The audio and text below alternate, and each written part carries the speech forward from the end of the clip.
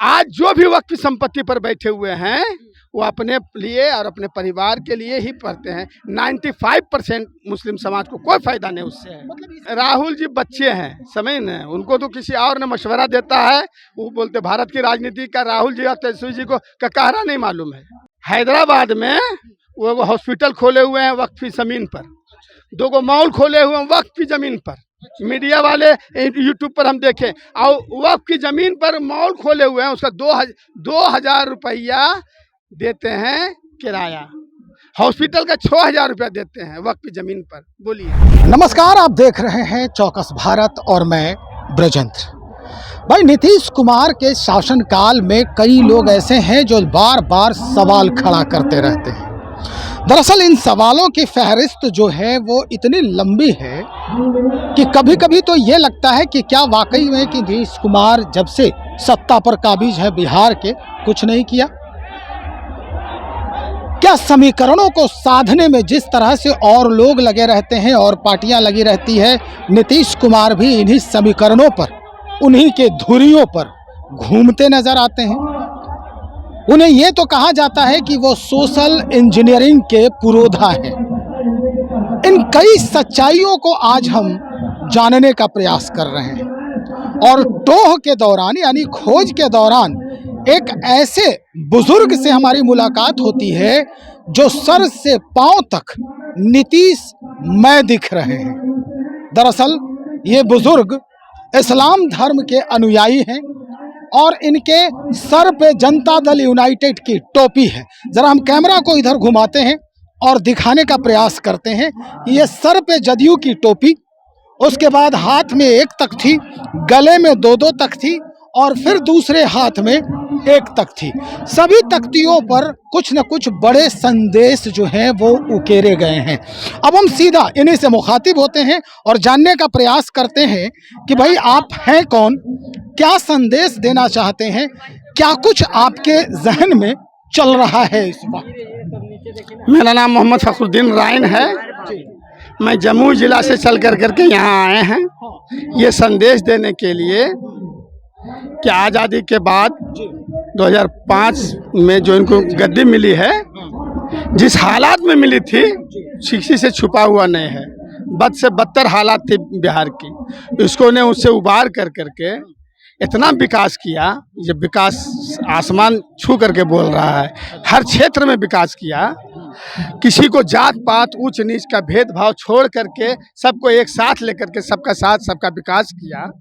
उसमें खास करके मुस्लिम समाज को बहुत फायदा हुआ और उसमें पसमानदा समाज के जो मुस्लिम लोग हैं उसको तो और ज्यादा फायदा हुआ। कुछ लोग तो कहते हैं कि भाई माई समीकरण किसी और पार्टी में है। माई समीकरण भूल भुलैया में है। माई समीकरण को 15 साल लालू जी शासन में रहे। लालू जी शासन में रहे, क्या दिए? खाली वोट लिए और उनको बेवकूफ़ बनाए मुसलमानों को।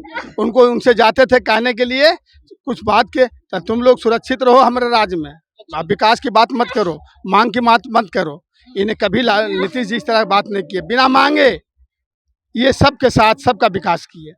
आज़ादी के बाद मुस्लिम समाज लोगों ने कांग्रेस का साथ दिया। आज़ादी मिली, जवाहरलाल नेहरू पूरे हिंदुस्तान का सर्वे कराया तो मुस्लिम समाज लोग 32-33% पर नौकरी में थे, ऊपर से नीचे तक। उसको घटाते घटाते कांग्रेस ने 1-1.5% पर ला दिया। हाँ, कांग्रेस ने सोची समझी राजनीति के तहत। उसके बाद आज़ादी के पहले जैसे अभी सिख रेजिमेंट है, गोरखा रेजिमेंट है, पठान रेजिमेंट हुआ करता था। समझ ना आप, मीडिया वाले, आपको पता है। पठान रेजिमेंट को नेहरू जी खत्म कर दिए और गोरखा रेजिमेंट, सिख रेजिमेंट अभी काम कर रहा है। राहुल जी आज जो बहुत कुछ कहते नजर आ रहे हैं वो सब, राहुल जी बच्चे हैं, समझ न, उनको तो किसी और ने मशवरा देता है। वो बोलते भारत की राजनीति का राहुल जी और तेजस्वी जी को कहरा नहीं मालूम है। कहरा नहीं मालूम है, दावे के साथ हम कहेंगे। अगर इंडिया गठबंधन को बनाए थे नीतीश जी बनाए थे, राहुल जी नहीं बनाए थे। उनके दिमाग की उपज नहीं है ये। स्वार्थ बस उनको गठबंधन का नेता संयोजक नहीं चुना गया। इंडिया गठबंधन अगर चुन लिए होते राहुल जी, दूरदृष्टि रखते, उनको जानकारी होती, तो आज नीतीश जी भारत के मुख्य प्रधानमंत्री होते। और राहुल जी जैसे मनमोहन सिंह के टाइम में सोनिया गांधी चलाती थी, वैसे राहुल जी चलाते मशवरा देते, बात करते कि ऐसे कीजिए सर, ऐसे कीजिए, ऐसे कीजिए, ऐसे कीजिए, लेकिन स्वार्थ के चलते राहुल जी संयोजक नहीं बनाए, संयोजक नीतीश जी को नहीं बनाए। ये बहुत बड़ी भूल हो गई राहुल जी से। इंडिया गठबंधन को बनाने वाले जन्मदाता नीतीश जी सबको बुला करके अपने बिहार में मीटिंग किए, इंडिया गठबंधन बनाए, और राहुल जी उनको नेता मानने से इनकार ये जो तख्ती है इस पर बहुत कुछ लिखा है आपने। कांग्रेस के शासनकाल में मुसलमानों की हालत दलितों से भी बदतर हो गई।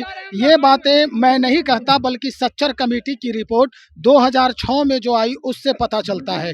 ये फखरुद्दीन साहब हैं, आप ही हैं? हाँ, मैं ही हूँ। अच्छा, तो ये सच्चर कमेटी की जो रिपोर्ट है, तो इसको अभी दिखाने की क्या आवश्यकता है? लोगों को नहीं पता है, मुस्लिम समाज को। ये क्या कह रहे हैं आप? सही बात है, अगर पता है तो कुछ ही लोगों, 5% के लोगों को पता है कि कांग्रेस ने मेरे साथ क्या किया। आपको पता है ना, पठान रेजिमेंट खत्म कर दिया कांग्रेस ने। और सिकंदरा विधानसभा से हम आते हैं, शुरू में जब इलेक्शन हुआ, तारिक अनवर के फादर साहब मुश्ताक अहमद वहाँ के MLA हुए, और जो बाहुल क्षेत्र था मुस्लिम समाज का, जहाँ से अपने बलबूते से भी जीत सकते थे MLA, नेहरू जी ने उसको सुरक्षित कर दिया। इनडायरेक्ट में हम लोग, मतलब आपको लगता है कि ये जो दो युवा हैं अभी बिहार में कार्यक्रम कर रहे हैं, रैली कर रहे हैं, राहुल जी, तेजस्वी जी, ये बिहार के विकास में सार्थक नहीं होंगे? कभी नहीं होंगे। ये तो अपना गद्दी देखने के लिए चले। राहुल जी चाहते हैं कि किसी तरह से हम प्रधानमंत्री बन जाए देश के। आप पूरे मुसलमानों की बात कर रहे हैं, पूरे मुसलमानों की बात कर रहे हैं। उन मुसलमानों में क्या असउद्दीन ओवैसी साहब नहीं है जो आपकी बात करते हैं? हमारी बात करते हैं, नहीं करते सो बात नहीं है। हैदराबाद में वो हॉस्पिटल खोले हुए हैं वक्फ की जमीन पर, 2 मॉल खोले हुए हैं वक्फ की जमीन पर। मीडिया वाले यूट्यूब पर हम देखें, और वक्फ की जमीन पर मॉल खोले हुए हैं, उसका 2000 रुपया देते हैं किराया।